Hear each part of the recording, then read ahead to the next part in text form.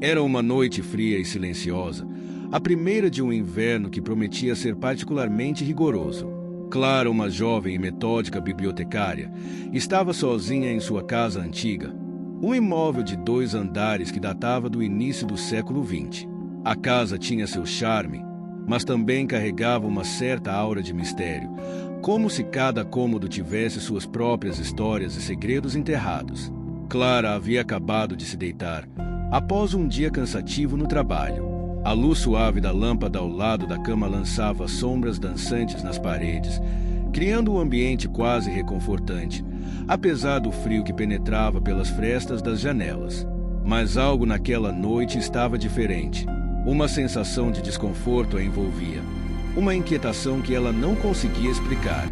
Ela tentava se distrair lendo um romance antigo, mas o livro parecia ter se tornado um peso em suas mãos. Seus olhos frequentemente se desviavam para o chão, onde a luz da lâmpada projetava uma sombra que se estendia até debaixo da cama. O som de algo raspando no chão de madeira às vezes interrompia o silêncio, mas ela acreditava que era apenas o barulho do vento da casa se ajustando ao frio. No entanto, o som começou a se intensificar, como se algo estivesse se movendo lentamente debaixo da cama. Era um sussurro baixo e indistinto, quase como se alguém estivesse falando em um tom tão baixo que não era possível entender as palavras. Clara se levantou da cama, seus passos ecoando suavemente no piso frio. Ela se ajoelhou ao lado da cama e tentou espiar para baixo, mas a escuridão sob a cama era impenetrável. Ela decidiu pegar uma lanterna, localizada no armário ao lado da cama, e a direcionou para o espaço sob a cama. A luz revelou um emaranhado de poeira e teias de aranha, mas nada mais. O sussurro havia cessado, mas uma sensação de frieza e desconforto persistia no ar. Clara pensou em voltar para a cama, mas sua curiosidade e o sentimento persistente de que algo estava errado a impediram de se tranquilizar. Determinada a descobrir a origem do som, Clara se ajoelhou novamente e começou a mover os objetos que estavam sob a cama. Entre os itens esquecidos e empoeirados, ela encontrou uma pequena caixa de madeira, coberta por uma fina camada de poeira. A caixa parecia antiga, com detalhes intrincados entalhados na superfície e uma fechadura enferrujada.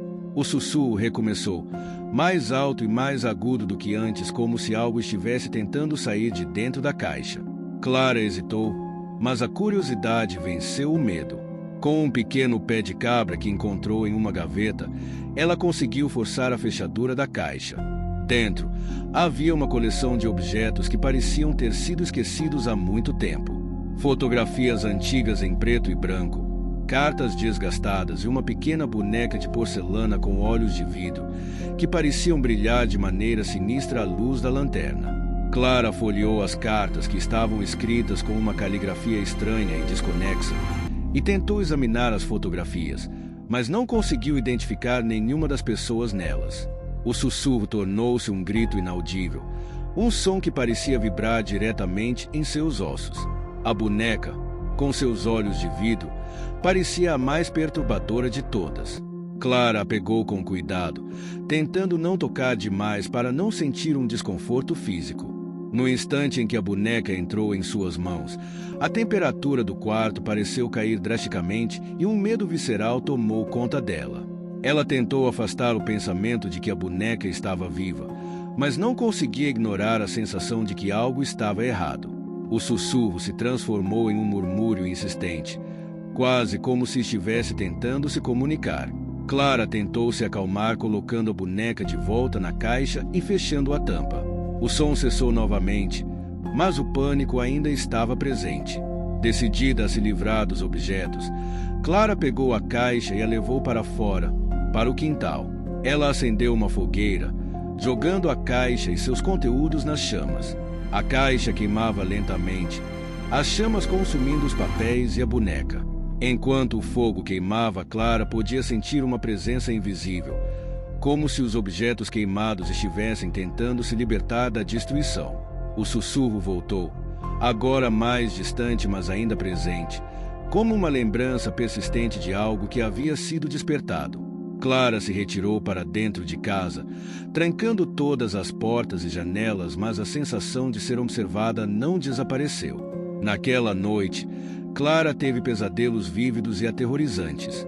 Em seus sonhos, a boneca de porcelana a observava com seus olhos de vidro, e uma voz sussurrante repetia frases incompreensíveis. Ela acordou em um pânico profundo, o coração acelerado e o suor frio escorrendo por seu rosto. Os dias seguintes foram marcados por uma sensação de desconforto constante. Clara tentou seguir com sua vida normalmente, mas a presença invisível parecia persistir. Objetos em sua casa começaram a se mover sozinhos, portas batiam sem motivo aparente e uma sensação de frieza a acompanhava em todos os momentos. Um mês depois, Clara decidiu investigar a história da casa. Descobriu que o imóvel havia pertencido a uma família há muitas décadas e que um membro da família havia desaparecido misteriosamente. O que mais a perturbou foi descobrir que a boneca de porcelana, descrita nas recordações antigas, era um item peculiarmente associado a eventos estranhos e inexplicáveis. Embora Clara nunca tenha revelado a ninguém o que realmente havia acontecido naquela noite, ela sempre sentiu que algo havia sido despertado e liberado. A sensação de que algo estava à espreita na escuridão nunca a abandonou completamente, e a casa que antes era seu refúgio tornou-se um lugar de constante vigilância e inquietação. Mesmo após se mudar para um novo local, Clara nunca conseguiu escapar das memórias daquela noite. O sussurro da escuridão continuava a assombrá-la, um lembrete constante de que algumas coisas são melhor deixadas escondidas e que o mal pode se manifestar de formas inesperadas e aterrorizantes. E nas noites mais escuras, quando o silêncio se tornava opressor e o vento soprava com força, Clara ainda podia ouvir o sussurro, lembrando ela de que o que foi despertado naquela noite ainda poderia estar à espreita, esperando a oportunidade para retornar.